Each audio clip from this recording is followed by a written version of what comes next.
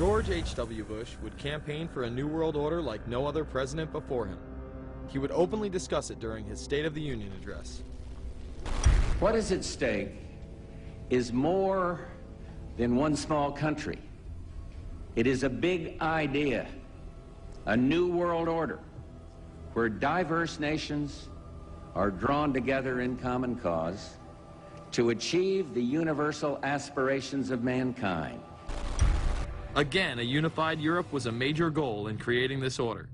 With few exceptions, the world now stands as one.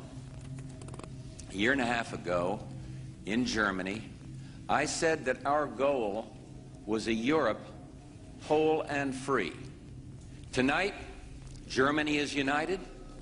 Europe has become whole and free. The world can therefore seize this opportunity to fulfill the long-held promise of a new world order. We can find meaning and reward by serving some higher purpose than ourselves. A shining purpose, the illumination of 1,000 points of light. Bush Sr. and his administration would tour and promote this agenda across the board at any given opportunity. The President has spoken often of a new world order. And we have an unprecedented opportunity to build a new era of peace and prosperity here and abroad, to build a new world order. It's my understanding, I think, that the President, and I don't know the context of how it came up in his speech last night in New York, said that China must be a part of the new world order. Guess I would like to ask you how you envision China fitting into the new world order. It is a country that we are going to have relationships with by virtue of its geopolitical importance. American officials say breaking down regional and national barriers to the flow of goods and services would represent a spectacular benefit to economies around the world. We are building a new world order. Bush would actually make a commencement address at Maxwell Air Force Base declaring the birth of this order. And that's why I wanted to speak to you today about the new world taking shape around us, about the prospects for a new world order now within our reach.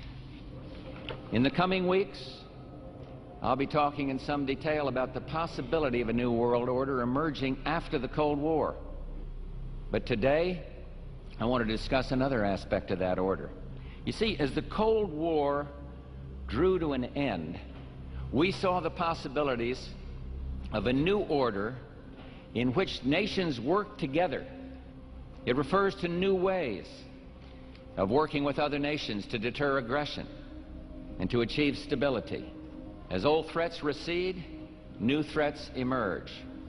The quest for the new world order is in part a challenge to keep the dangers of disorder at bay. We must build on the successes of Desert Storm to give new shape and momentum to this new world order.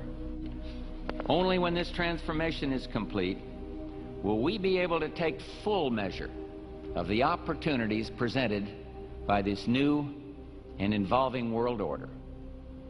The new world order really is a tool for addressing a new world of possibilities. This order gains its mission and shape not just from shared interests, but from shared ideals.